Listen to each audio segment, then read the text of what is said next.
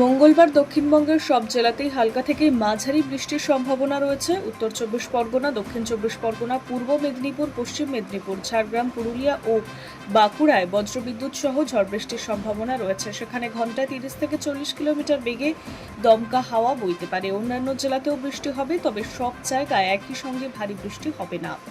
কলকাতাতেও বৃষ্টির সম্ভাবনা রয়েছে। আকাশ মূলত মেঘলা থাকবে, মাঝে মাঝে বৃষ্টি ও বজ্রবিদ্যুৎ সহ বৃষ্টি হতে পারে। শহরে ঘন্টায় 30 থেকে 40 কিলোমিটার বেগে ঝোড়ো হাওয়া বইতে পারে, ফলে রাস্তায় বেরোলে আচমকা বৃষ্টির মুখে পড়তে পারে শহরবাসী। উত্তরবঙ্গের সব জেলাতেই মঙ্গলবার বৃষ্টিপাত হতে পারে। দার্জিলিং, কালিম্পং, আলিপুরদুয়ার, জলপাইগুড়ি, কোচবিহার, উত্তর দিনাজপুর, দক্ষিণ দিনাজপুর এবং মালদায় হালকা থেকে মাঝারি বৃষ্টির সম্ভাবনা রয়েছে। এর মধ্যে জলপাইগুড়ি ও আলিপুরদুয়ারেও ভারী বৃষ্টির সম্ভাবনা বেশি।